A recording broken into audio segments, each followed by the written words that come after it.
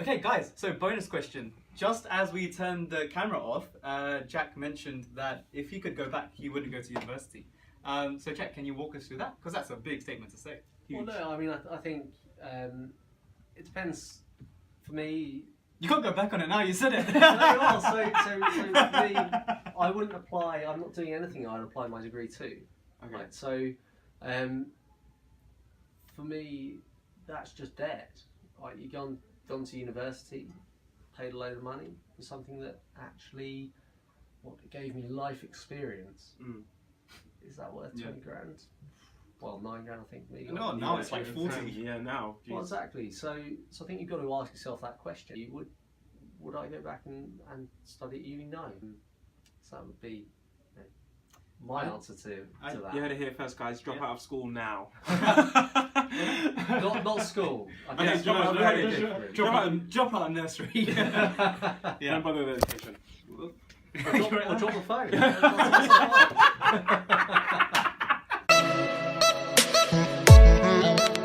Hey guys, welcome to Startup Hand-Me-Downs, the podcast that passes insights from founders and thought leaders down to the next generation. So I'm in WeWork, and as you can see, no one else is here. So season 2, welcome, episode 1. On this episode, we have Jack Bowman. Now, Jack Bowman is a serial entrepreneur. He's had 3 exits to date before the age of 29. His last company, he sold for north of 70 million, and he had over 500 million downloads, like absolutely crazy stuff. In this episode, we discuss how he manages to get some strategic partnerships. We talk failed investments. We talk exits. We talk everything. We talk everything startup. Hey, Rambis, say what's up. What's up? Okay, guys, I'm going to put you into the action. Enjoy the show, and let us know what you think. Hey. So, thanks for coming down, Jack. Thank you for having me. Yeah, it's a pleasure to have you on, dude. So, to introduce yourself, in roughly 4 bullet points, can you talk us through how, from, say, your college days, you got to where you are now? Yeah, sure. So, really, I suppose my entrepreneurial journey started off pre-college. So, putting on healthcare events and live music events and so forth in the Cambridge area. Took that with me to university. Completed university, but sold that in my second year to my business partner. You sold it? And, oh, you were in university? Yes, and spent some time overseas with friends and family. How old were you when you did that? So that was 23. And then from there came back to the UK to run a healthcare marketing firm and grew that from a UK-based business to an international one within, again, about 18 months. And that takes me to, I guess, June 23rd, 2015, last year. Can I ask how much the first exit was for while you were at uni? Undisclosed, but large enough to live relatively comfortably. So you got the job at this pharmaceutical company out of passion, out of Sorry, 6 boredom? figures? Sorry to 6 figures? I don't know. Possibly, yeah. Freaking hell. So, while you were at uni? Sorry? While you were at uni? Was your business partner at uni? Yeah. too? So he was at university as well. So, you quit your job and you started to work in this venture. Can you talk us through what were your next steps? And if you could go back to that period of time when you just left your job, what would be your 5 biggest mistakes you would fix and do better? I think probably that'd be one of my key lessons, is to go back and be able to really validate the business model early on, ideally with test users whilst it's in the early ideation phase.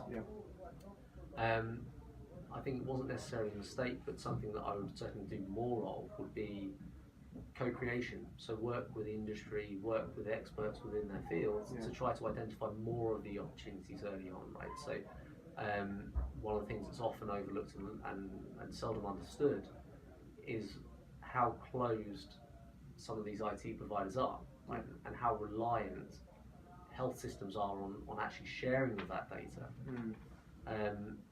So a considerable amount of time within the business was spent understanding the regulatory process, but also understanding who had access to data, how that data was transferred, and intricacies such as that. And so if I could have spent more time looking at those ins and outs and really getting under the surface, scratching beneath the surface in that regard, I probably would have saved a lot more time. We would spend 18 months building it. Yeah. So I think that's probably one of the key things as well. So what most people don't actually know is that you've been the sole founder of the last 2 companies. So going back to Rambo's. Yeah, all 3, yeah. Yeah, all 3, there you go. So I guess going back to Rambo's question, how did you kind of scale up the team, and what was the biggest teams that you kind of led?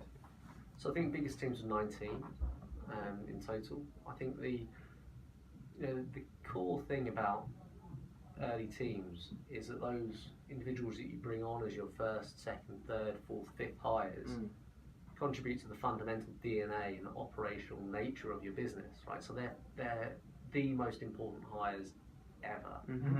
And you've really got to get those right. And that's the hardest problem. So I guess going into strategic partnerships now. So with Handle My Health, your last company which you sold, how could you walk us through step by step how you identified who would be the right partners for Handle My Health, how you went about contacting them, and how the relationship grew into you being default on certain contexts? It's often identifying or trying to really scratch beneath the surface of those partners that you're working closely with, in order to understand what makes them tick. So it goes back to that sales cycle of the fact find needs analysis. Yeah. And once you've understood those components, you can actually then start pushing the right buttons. So it really boils back down to that. So it's understanding businesses intricately, and then adapting and tailoring your messaging for your own business or your own service to what they want. When you set up a business and go into strategic partnerships, or you start selling and going to market, you've got to have an 18-month plan. So what does the business look like in 18 months, right? Who's going to buy you in 18 months? Even if you don't want to sell, who's going to buy you? Yeah. Who's going to buy you in 3 years? Who's going to buy you in 5 years? Yeah. And what does the business look at each of those intervals, right? And I think that's why, from an investor standpoint, you often ask, I want to see a 3-year forecast. I don't believe anything that's after 3 years because you can't model it sufficiently. Yeah. But you've got to have a good gauge on what does that business look like and who it's going to be appealing to, because I think that in itself is a good insight as to what the founders are thinking and what makes them tick. Because actually most founders will probably say, well, actually I don't know what business looks like in 18 months or who's going to buy it in 18 months. But that then says a lot about their understanding of the industry, right? Because actually if you spent time thinking about your business and you spent time researching the industry you're going into, you will know exactly where your business fits, or you'll have a good view of where it should be in 18 months, therefore who should buy it. That's not to say that will work out, right? Things will often go belly up, or they'll go slightly amiss, and you'll end up in a different place. But you've got to have that vision. And that's the view.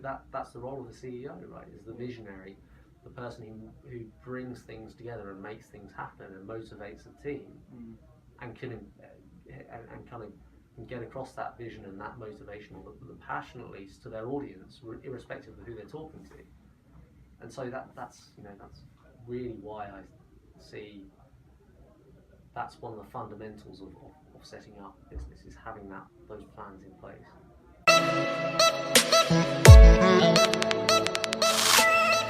So then you grew the businesses up to rapid scale due to the partnerships which you just talked about. What I'm really curious about is when you have your exits. So we know how the first one went down with your business partner, but the other two.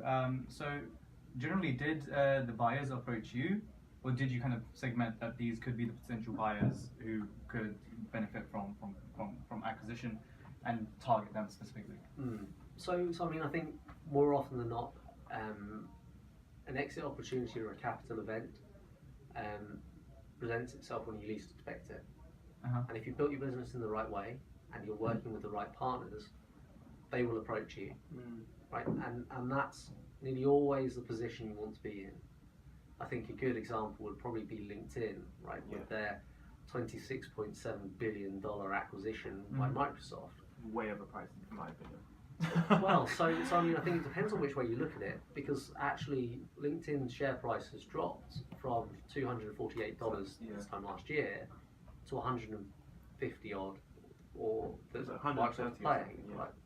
That Microsoft are paying them. So actually, LinkedIn have taken a number of hits, which has resulted in the share price dropping massively, to then become appealing to someone like the M&A team within Microsoft who have been looking at these opportunities as they looked at Salesforce that's been widely documented, and they said, right, the price is good, like we can make a good deal here. Yeah. Now, whether that actually turns out to be a good opportunity for LinkedIn or not is another thing entirely. But I think it goes back to this point around, if you set your partnerships up in the right way, you'll be appealing to them. Yeah. Right? Because more often than not, when you're at the 18-month, 3-year, maybe even 5-year stage, beyond that you need to start considering IPO or bigger scale exits and acquisitions. But when you're at the 18-month, 3-year and 5-year, it's often those partners who will acquire you because you're a strategic component to their business. Yeah. And they can see the opportunity, and that's because they can see the tangible upside from what the working relationship you have. And so I think with both the most recent businesses, it's been they've seen the benefit from what that service has delivered for them, therefore they've made the offers. Do you remember the day you became, or your bank account first went over £1 million? No. You remember the day? No. You weren't watching. No, well, Refresh. Yeah. I mean, I've never really been financially driven. Right? I think it's always been around personal satisfaction from what I'm doing, and I think more often than not, you'll see. I guess if you're financially driven, you'll end up in hedge funds and the city. Yeah. I think if you're out to fix a problem, it's the satisfaction you get from fixing that problem rather than the money that may come. Because I think that's the key word, may come, Yeah. rather than will come. I can get used to this. Anyway, so I hope you enjoyed that. How did you find it? Good, I hope. Excellent. So, the 3 main points from today's episode were: 1, Jack managed to scale his businesses by piggybacking off the back of existing businesses. So he didn't just go out there and did, some growth hacks. He did the ultimate growth hack. He found what brands resided with his brand, partnered with them, and scaled and managed to get 500 million downloads. Now, not only did he manage to get 500 million downloads or manage to piggyback off the back of these businesses, but before he'd done that, he actually figured out which businesses would actually work well with his and how he could benefit them. That is the key. The final takeaway is the fact that Jack said he wished he never went to university because it was a complete waste of time and it did not help him with any of his businesses. As always, guys, please subscribe if you found the show useful and interesting, and share. Till next time.